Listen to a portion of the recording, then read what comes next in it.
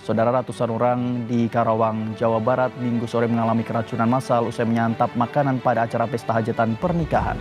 Sejumlah kendaraan ambulans milik Puskesmas Dinas Kesehatan Kabupaten Karawang ini mengangkut para korban keracunan massal usai menyantap makanan pada acara pesta pernikahan salah seorang warga di Desa Jayakerta, Kabupaten Karawang pada Minggu pagi. Berdasarkan data Dinas Kesehatan dan pemerintah Kecamatan Tirta Jaya, jumlah total korban mencapai 225 warga, terdiri dari lansia sebanyak 29 orang, dewasa 189 orang, dan anak-anak 6 orang, serta 1 orang ibu hamil. Saat ini Dinas Kesehatan dan pihak kepolisian tengah menyelidiki penyebab pasti dari keracunan massal ini dengan mengambil sampel makanan dari para korban. Assalamualaikum warahmatullahi wabarakatuh. Selamat siang, selamat pagi, selamat sore, dan selamat malam bagi para warga agroindustri. Apa kabar warga agroindustri? Semoga hari-harinya selalu lancar dan selamat. Selanjutnya, berita terkini dari kelompok 5 yang telah menyelesaikan hasil penelitian mereka tentang pengaruh pengujian pH terhadap kesegaran cabai rawit. Studi kasus pada produk pangan berbasis pH. Bahan pangan merupakan salah satu kebutuhan utama tubuh manusia. Kita sebagai makhluk hidup perlu mengkonsumsi bahan pangan sebagai sumber utama energi bagi tubuh manusia agar bisa melakukan aktivitas-aktivitas setiap harinya. Tapi perlu diingat juga, kesegaran bahan pangan yang akan kita konsumsi perlu diperhatikan apakah bahan pangan tersebut masih layak untuk dikonsumsi atau tidak. Jika tidak mengkonsumsi bahan pangan yang sudah basi atau sudah tidak layak dikonsumsi, maka kita akan terkena salah satu penyakit. Salah satunya adalah keracunan. Hal ini biasanya terjadi ketika seseorang mengkonsumsi bahan makanan basi atau makanan yang proses penyiapannya tidak higienis, yang masuk ke dalam saluran pencernaan yang menimbulkan gejala-gejala bagi tubuh manusia. Bahan pangan yang segar cenderung memiliki lebih banyak nutrisi daripada bahan pangan yang sudah segar. Pengujian kesegaran bahan pangan membantu memastikan bahwa bahan pangan tersebut masih memiliki kualitas nutrisi yang optimal dan masih layak untuk dikonsumsi atau tidak. Dan ada banyak sekali pengujian kesegaran bahan pangan yang bisa dilakukan. Salah satu pengujian yang bisa dilakukan adalah pengamatan bahan pangan secara fisik dan pengujian pH, yaitu pengamatan bahan pangan secara kimia. Selanjutnya kita akan terhubung dengan salah satu kelompok 5, yaitu Ananda Salwa. Apakah sudah ada Ananda Salwa? Sudah terhubung? Halo Salwa? Baik, terima kasih kepada Hakim. Saat ini saya akan menjelaskan mengenai metode penelitian yang dilakukan, dimulai dengan bahan dan alat. Bahan-bahan yang digunakan pada penelitian ini adalah cabai rawit segar, cabai rawit busuk, dan aquades atau air. Adapun alat-alat yang digunakan seperti kertas pH, wadah, dan juga grinder. Selanjutnya masuk ke penelitian yang pertama, yaitu pengamatan organoleptik, yaitu membandingkan kedua sampel dengan melakukan pengamatan bentuk, warna, tekstur, dan aroma. Dan selanjutnya itu pengujian pH. Penelitian yang kami lakukan adalah penelitian sederhana, yaitu pengujian cabai rawit segar A dan cabai rawit busuk B yang dihaluskan menggunakan grinder. Selanjutnya dilarutkan dengan aquades dengan perbandingan 1:1, lalu diaduk hingga menjadi pasta. Dilakukan pengujian pH pada cabai A dan cabai B yang sudah menjadi pasta tadi dengan mencelupkan kertas pH. Dilakukan pengamatan dan perbandingan antara pH cabai A dan cabai B, apakah terjadi penurunan atau kenaikan pH dari cabai A dan cabai B.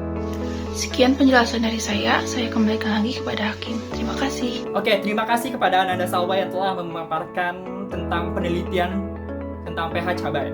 Selanjutnya kita akan hubungkan dengan narasumber selanjutnya dari kelompok 5, yaitu Ananda Rika Awalia. Apakah sudah terhubung? Halo Rika? Oke, sudah. Silakan Rika. Baik, terima kasih Hakim. Di sini saya akan menjelaskan hasil dan pembahasan dari pengujian yang telah kami lakukan, yaitu hasil dari pengujian organoleptik dan juga hasil pengujian pH. Yang pertama, hasil pengujian organoleptik kami menguji dari segi bentuk, warna, tekstur, dan juga aroma.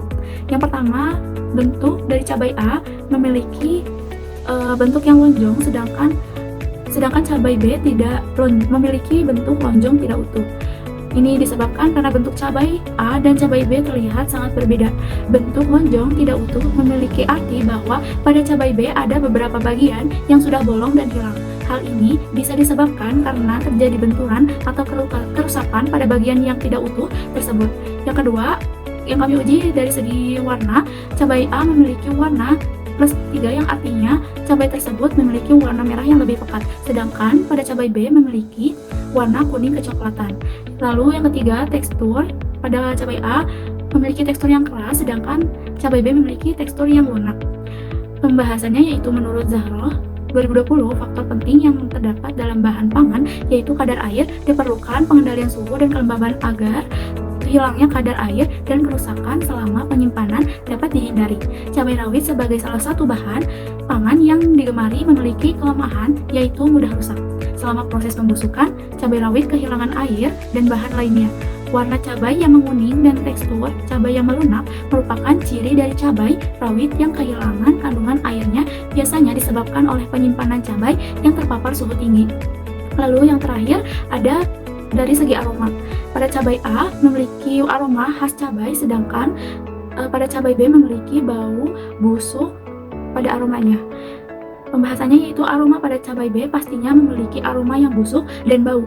Mikroorganisme mengurai dalam cabai busuk dapat menghilangkan produk sampingan yang bersifat asam, mempercepat pembusukan dan meninggalkan bau yang tidak sedap. Lalu saya akan menjelaskan hasil dan pembahasan dari pengujian pH. Pada pengujian ini yang kami dapatkan adalah pH dari cabai A memiliki nilai 5, sedangkan pada cabai B memiliki nilai 4. Dalam percobaan ini, cabai rawit segar atau cabai A memiliki pH yang lebih tinggi daripada cabai rawit busuk B. Ada jumlah alasan yang dapat berkontribusi pada perbedaan pH antara kedua jenis cabai tersebut.